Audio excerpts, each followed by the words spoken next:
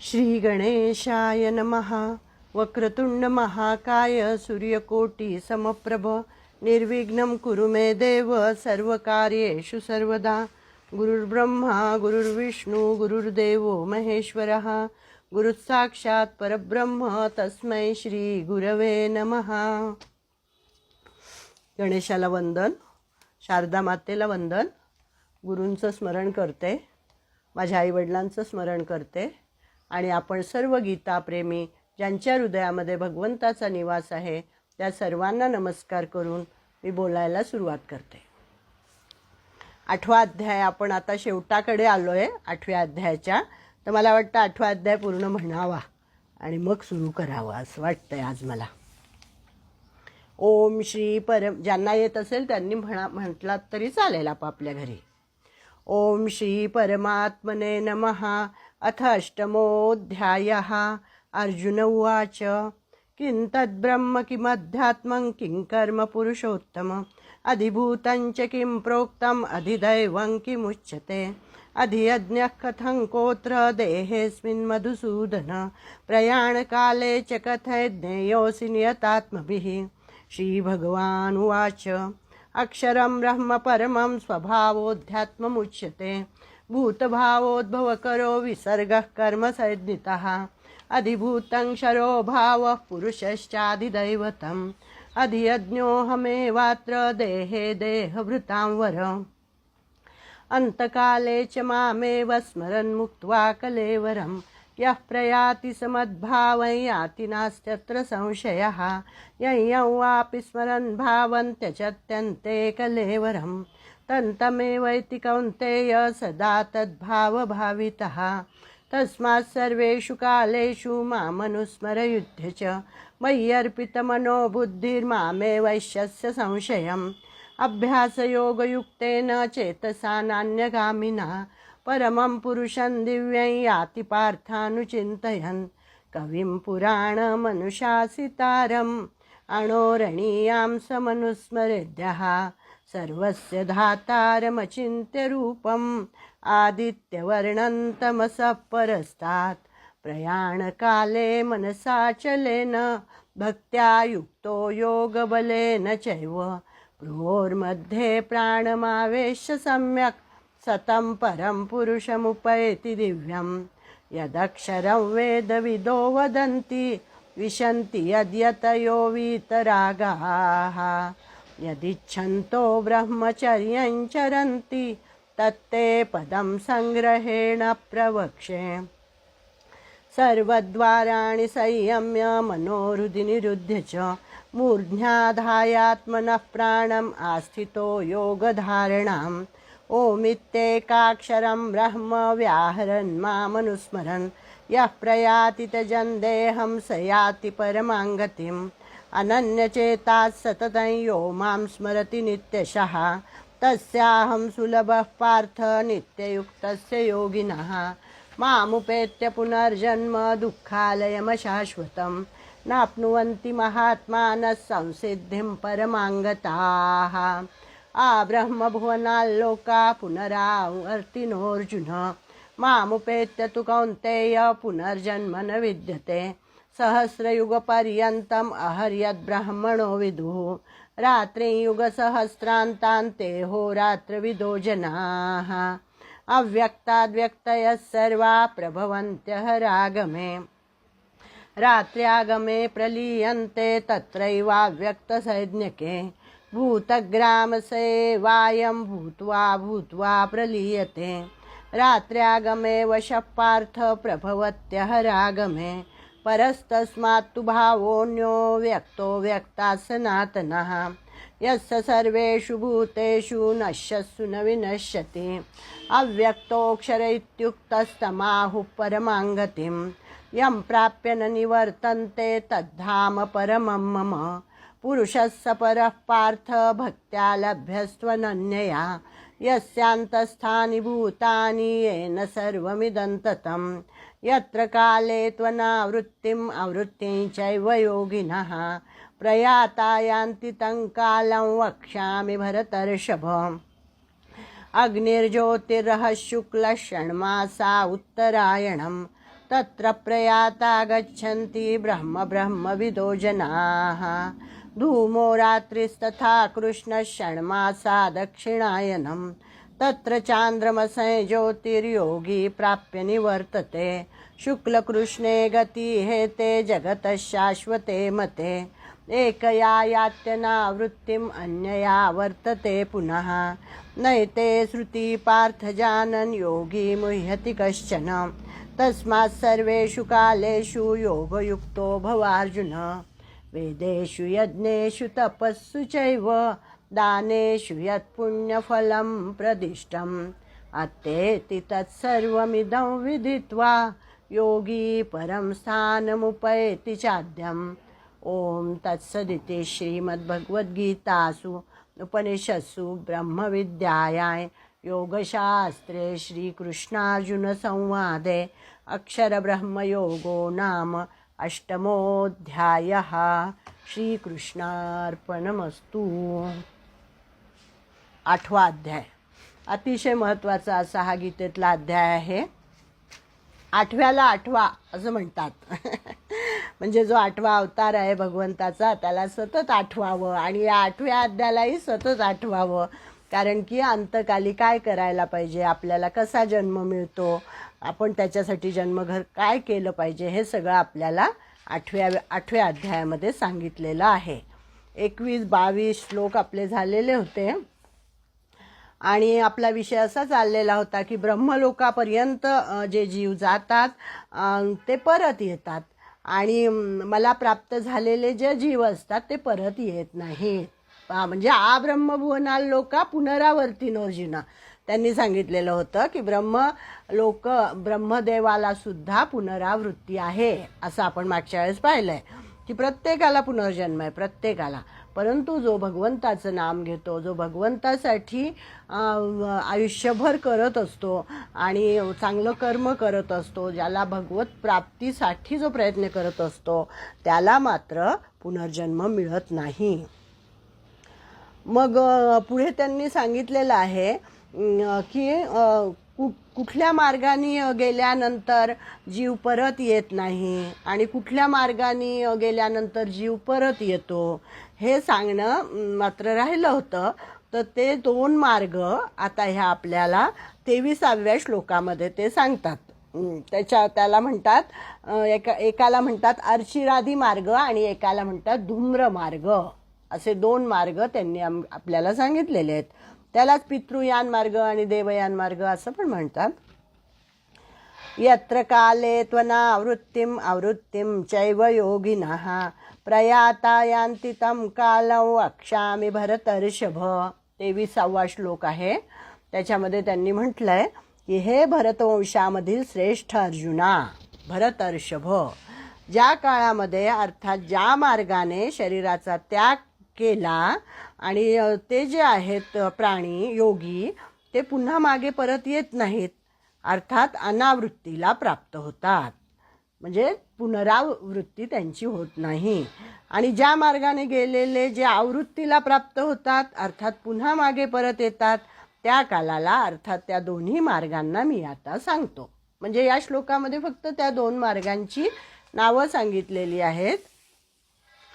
आणि मग त्याच्यासाठी त्यांनी मागच्या वेळेसच आपण पाहिलं होतं की सद्योमुक्ती म्हणजे काय आपण बघितलं होतं की ज्यांना इथेच भगवत प्राप्ती झालेली आहे, पृथ्वी लोकावरच भगवंताचे ठिकाणी अनन्य भक्ती ज्यांनी केली आहे, अनन्य प्रेम भगवंतावर केलेलं आहे, त्यांना मात्र सद्योमुक्ती म्हणजे त्यांना या दोन्ही मार्गाने जावं लागलं नाही, त्यांना इथेच मुक्ती मिळाली। आणि दुसरे जे साधक एखाद्या सूक्ष्म वासनेमुळे ब्रह्मलोकात जातात आणि ते क्रमाक्रमाने एका लोकातून दुसऱ्या लोकात, दुसऱ्या लोकातून तिसऱ्या लोकात असं जाऊन ब्रह्मलोकापर्यंत जातात आणि ते नंतर मुक्तीला प्राप्त होतात, त्याला क्रममुक्ती असं म्हटलेलं आहे। जे केवळ सुख भोगण्यासाठी ब्रह्मलोक इत्यादी लोकात जातात ते पुन्हा परत येतात, याला पुनरावृत्ती असं म्हणतात। म्हणजे सद्योमुक्तीचे वर्णन तर 15व्या श्लोकात झाले होते। तद्धाम परमम मम, त्यांनी सांगितलं होतं की जो माझ्या धामाला पोहोचतो तो परत येत नाही, पण क्रममुक्ती आणि पुनरावृत्ती याचं वर्णन राहिलं होतं, म्हणून त्यांनी आपल्याला आता या श्लोकामध्ये ते सांगितलेलं आहे. यत्र काले त्वनावृत्ती. मग ऊर्ध्वगतीला जाणाऱ्यांना आधी काय होतं, कालाभिमानी देवता ज्या मार्गाने घेऊन जातात त्या मार्गाचा येथे काल हा शब्द त्या मार्गाचा वाचक आहे. काल या शब्दाचे अनेक अर्थ असतात. काल म्हणजे आपण मृत्यूला सुद्धा काल म्हणतो, किंवा काल म्हणजे गती याला पण म्हणतो. पण मग इथे त्यांनी कालाभिमानी देवता याला हा काल शब्द यत्र काले त्वनावृत्तीम म्हणून वापरलेला आहे. आणि अनावृत्तीम आणि आवृत्तीम. अनावृत्त म्हणजे काय की ज्याचं ज्ञान झाकलेलं आहे. अनावृत्त ज्ञान असलेले पुरुषच अनावृत्तीत जातात. आणि आवृत्त ज्ञान अनावृत्त असलेले म्हणजे ज्यांचं ज्ञान झाकलेलं नाही आहे. आणि आवृत्त ज्ञान असलेले पुरुषच आवृत्तीमध्ये जातात. जे सांसारिक पदार्थ आणि भोग यांच्यापासून विमुख होऊन परमात्म्याच्या सम्मुख झाले आहेत ते अनावृत्त ज्ञान असणारे आहेत. की यांचं ज्ञान झाकलेलं नाही आहे, की जे परमात्म्याला सम्मुख झालेले आहेत, ज्यांनी संसारातल्या पदार्थांच्या भोगांचा त्याग केलेला आहे, असे जे असतात त्यांना अनावृत्त असं म्हटलेलं आहे. आणि जे मात्र संसारामध्ये भोगामध्ये असतात त्यांना आवृत्त म्हणजे सांसारिक पदार्थ आणि भोग यांच्याविषयी आसक्ती, कामना, ममता ठेवणारे जे पुरुष असतात, आपल्या स्वरूपापासून तसेच परमात्म्यापासून विमुख झालेले असतात, ते आवृत्त असणारे आहेत. म्हणजे इथे जो शब्द आला यत्र काले त्वनावृत्तीम आवृत्तीम चैव योगिनः, म्हणजे अनावृत्ती आणि आवृत्ती.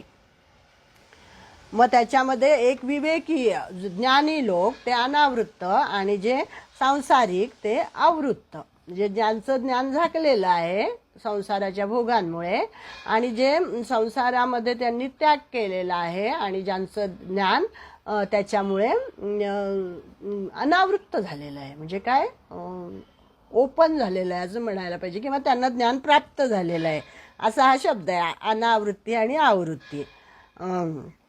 म्हणून ते आवृत्तीच्या मार्गाने जातात ज्यांचे विवेक ज्यांचा झाकलेला आहे. आणि जेथून पुन्हा जन्म मरणाच्या चक्रात त्यांना यावं लागते. म्हणजे सकाम भाव असल्याने त्यांच्या मार्गात अंधार अथवा अविवेकाची मुख्यता असते. म्हणजे हेच फक्त या श्लोकामध्ये फक्त एवढंच सांगितलं आहे की यत्र काले अनावृत्तीम आवृत्तीम चैव योगिनः प्रयाता यान्ति तं कालम वक्ष्यामि भरतर्षभ. की त्या कालाला अर्थात दोन्ही मार्गांना मी आता सांगतो. ते दोन मार्ग कोणते, तर या दोन्हीपैकी प्रथम शुक्ल मार्गाचं वर्णन केलेलं आहे 24व्या श्लोकामध्ये. अग्निर्ज्योतिर्ह शुक्ल षण्मासा उत्तरायणम तत्र प्रयाता गच्छन्ति ब्रह्म ब्रह्मविदो जनाः. मग आता हा जो मार्ग आहे याला शुक्ल मार्ग असं म्हणतात. उत्तरायणाचा म्हणजे याला काय काय असतं बघा. ह्याच्यात ज्या मार्गामध्ये प्रकाश स्वरूप अग्नी आहे, अग्निर्ज्योती, रह म्हणजे दिवस, दिवस आहे, शुक्ल पक्ष आहे, 6 महिन्यांचे उत्तरायण आहे, यांच्या अधिपती देवता आहेत. आणि शरीर सोडून त्या मार्गाने गेलेले ब्रह्मवेत्ता पुरुष प्रथम ब्रह्मलोकाला जाऊन नंतर ब्रह्मदेवाबरोबरच ब्रह्माला प्राप्त होतात असं या 24व्या श्लोकात सांगितलं आहे. ह्या भूमंडळावर शुक्ल मार्गात सर्वात प्रथम अग्निदेवतेचा अधिकार असतो. म्हणजे जीव जेव्हा शरीर सोडतो तेव्हा त्याला एक लोकामध्ये जावं लागतं. ते पुरुष त्यांना घ्यायला येतात. सूक्ष्म पद्धतीने सूक्ष्म शरीर त्यांना असतं असे ते लोक जीव त्यांना घ्यायला येतात. म्हणजे आता शुक्ल मार्गामध्ये सर्वात प्रथम अग्निदेवतेचा अधिकार असतो. अग्नी रात्री प्रकाश करतो, दिवसा एवढा प्रकाश पडत नाही अग्नीचा, रात्री जास्त प्रकाश पडतो. कारण दिवसाच्या प्रकाशापेक्षा अग्नीचा प्रकाश सीमित असतो. म्हणून अग्नीचा प्रकाश थोड्या अंतरापर्यंत तसेच थोड्या वेळापर्यंतच राहत असतो आणि दिवसाचा प्रकाश पुष्कळ अंतरापर्यंत तसेच पुष्कळ काळापर्यंत राहत असतो. म्हणजे हे झालं अग्निर्ज्योती आणि रह म्हणजे दिवस. अग्निर्ज्योती नंतर दिवस, नंतर आहे शुक्ल पक्ष. शुक्ल पक्षाचे 15 दिवस असतात. जी पितरांची एक रात्र आहे. मागच्या वेळेस आपण ब्रह्मदेवाचा दिवस बघितला तेव्हा ते कालमापन सगळं पाहिलं होतं.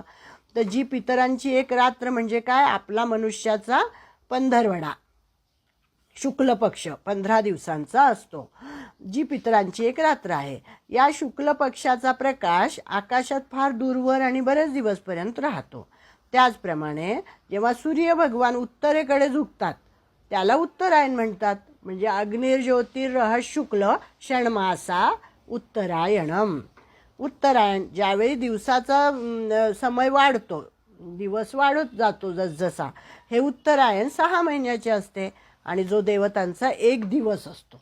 आपले 6 महिने म्हणजे देवतांचा एक दिवस असतो. त्या उत्तरायणाचा प्रकाश खूप दूरवर आणि बराच काळपर्यंत राहत असतो. म्हणजे अग्नी झाला, अग्निज्योती दिवस झाला, शुक्ल पक्ष झाला, 6 महिने उत्तरायणाचे झाले.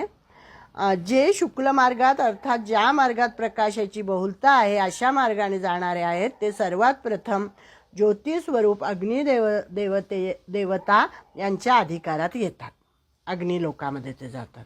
नंतर जेथपर्यंत अग्निदेवतेचा अधिकार आहे तेथून पलीकडे नेऊन अग्निदेवता त्या जीवांना दिवसाच्या देवतेच्या स्वाधीन करते.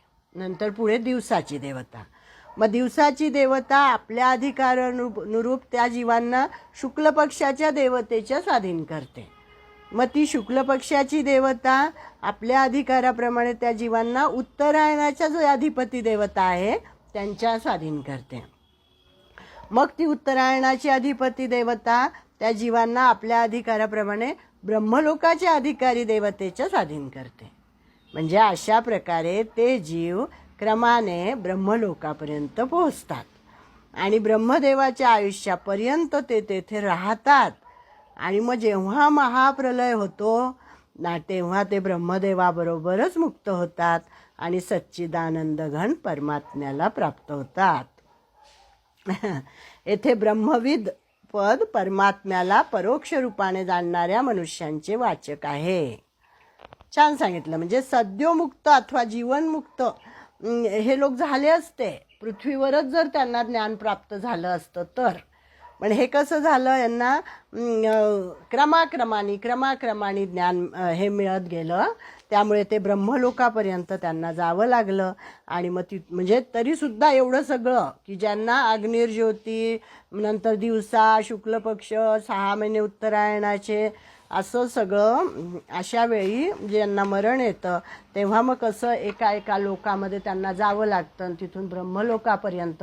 आणि मग ब्रह्मदेवाबरोबरच ते कसे मुक्त होतात हे आपण या श्लोकामध्ये पाहिलं.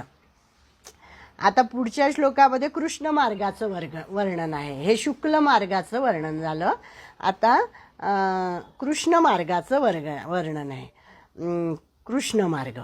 धूमो रात्रिस्तथा कृष्ण षण्मासा दक्षिणायनम तत्र चांद्रमसै ज्योतिर्योगी प्राप्य निवर्तते. आता या मार्गामध्ये धूम म्हणजे धूर, रात्र, कृष्ण पक्ष, 6 महिन्यांचे दक्षिणायन यांच्या अधिपती देवता आहेत. शरीर सोडून त्या मार्गाने जाणारा योगी म्हणजे सकाम मनुष्य चंद्राच्या ज्योतीला प्राप्त होऊन परत येतो, अर्थात जन्ममरणाला प्राप्त होतो. देश आणि कालाच्या दृष्टीने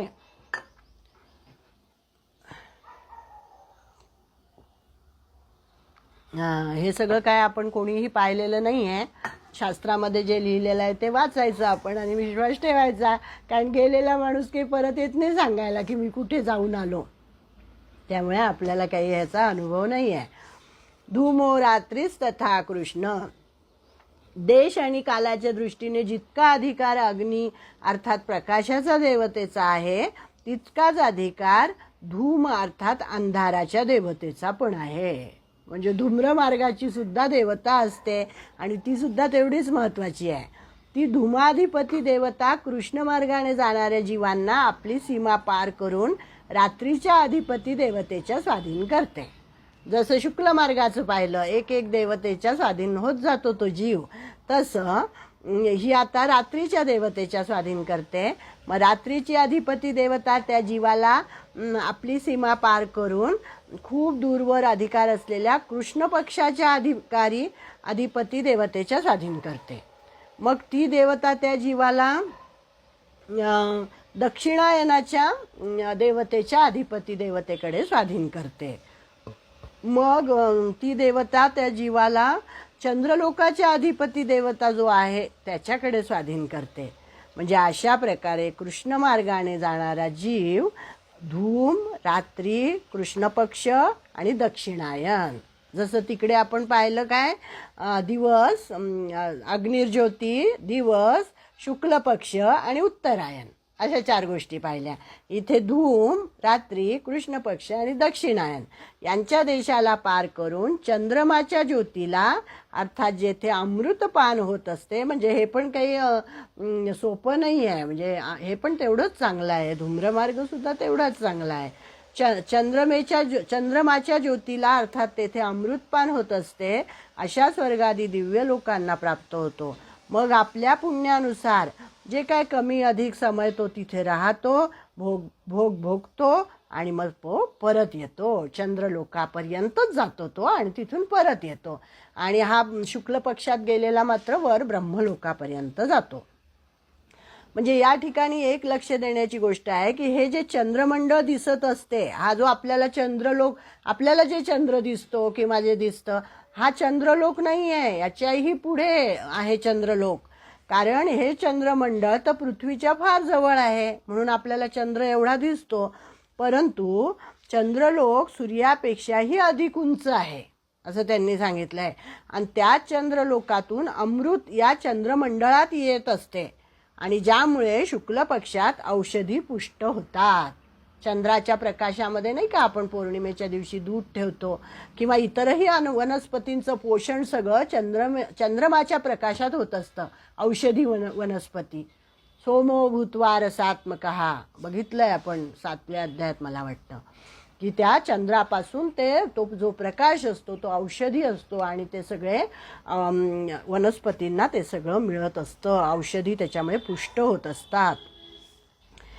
आता इथे त्यांनी सांगितलंय की कृष्ण मार्गाचं वर्णन, शुक्ल पक्षाचं वर्णन, हे दोन्ही वर्णन या ठिकाणी सांगितलेले आहेत. दोन्ही मार्ग महत्त्वाचे आहेत. वास्तविक तर हा मार्ग अत्युच्च लोकात जाण्याचा आहे. कुठला, या ठिकाणी ज्या कृष्ण मार्गाचं वर्णन आहे ते शुक्ल पक्षाच्या सापेक्षात आहे. म्हणजे शुक्ल पेक्षा आपल्याला वाटतं की चंद्र पक्ष किंवा जो हा धूम्र मार्ग जो आहे हा कमी प्रतीचा आहे का, तर तसं नाही आहे. त्यांनी सांगितलं हाही मार्ग अत्युच्च लोकात जाण्याचा आहे. सामान्य मनुष्य मृत्यूनंतर मृत्यूलोकात जन्म घेतात. जे पापी असतात ते आसुरी योनीत जातात आणि त्यापेक्षा जे पापी आहेत ते नरकात जातात. या सर्व मनुष्यांपेक्षा कृष्ण मार्गाने जाणारे फार श्रेष्ठ आहेत. म्हणजे धूम्र मार्गाने जाणारे चंद्र ज्यांची देवता आहे चंद्रापर्यंत जातात, मग चंद्रलोकापर्यंत जातात आणि पुनरावर्तीनं होतात, हे या बाकीच्यांपेक्षा श्रेष्ठ आहेत. ते चंद्रमाच्या ज्योतीला प्राप्त होतात. असे म्हणण्याचे हे तात्पर्य आहे की संसारात जन्ममरणाचे जितके मार्ग आहेत त्या सर्व मार्गांपेक्षा हा कृष्ण मार्ग ऊर्ध्वगतीचा असल्याने श्रेष्ठ आहे आणि त्यांच्यापेक्षा प्रकाशमय आहे. नरकापेक्षा वगैरे प्रकाशमय आहे. म्हणजे बाकी 3 त्यांनी किती, सामान्य मनुष्य तर मृत्यू लोकात जन्म घेतो, म्हणजे तो कुठल्याच लोकाला जात नाही, लगेच काही लोक असतात लगेच मरतात पण आणि लगेच जन्मतात पण, त्यांना काही कुठला लोकही मिळत नाही, काही पुण्यकर्मच नसतं, त्यामुळे सतत जन्म सतत मरणं हेच त्यांचं काम असतं.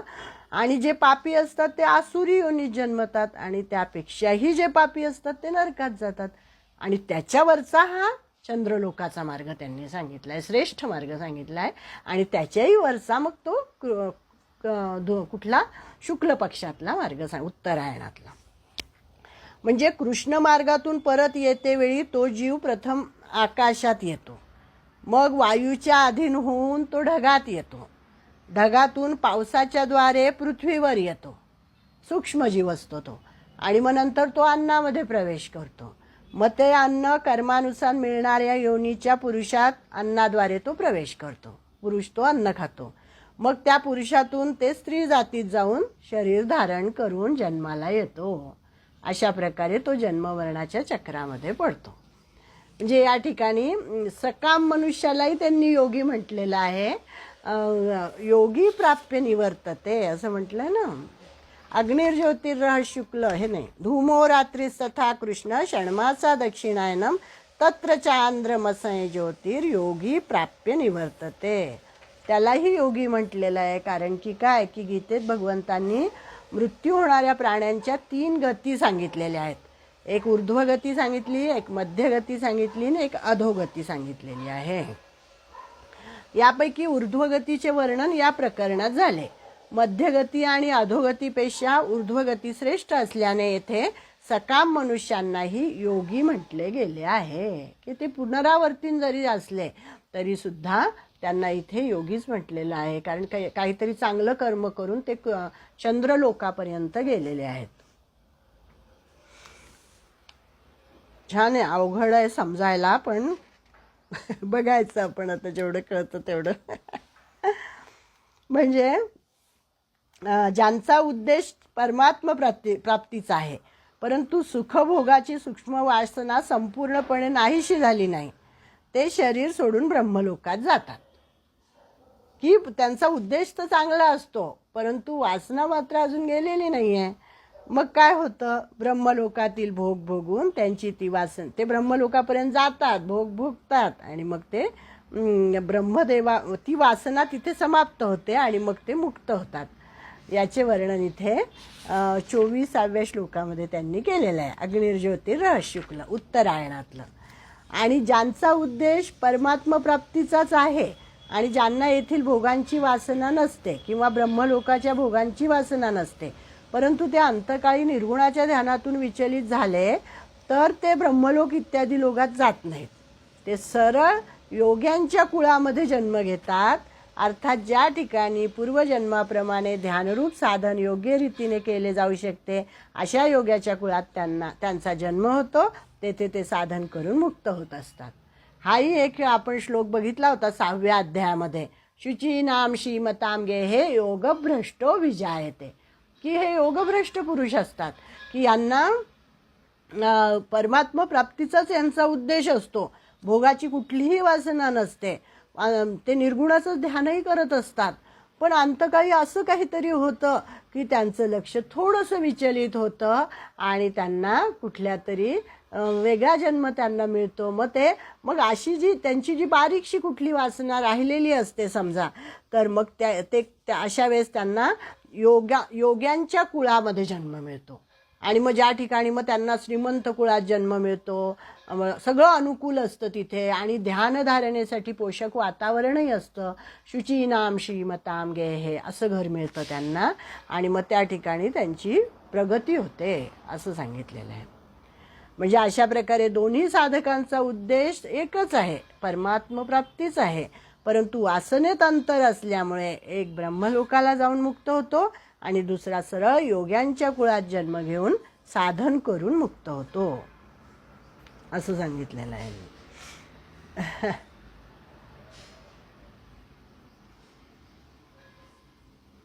झाला का अर्धा तास? थांबू का? म्हणजे मग मी पुढचं बोलते.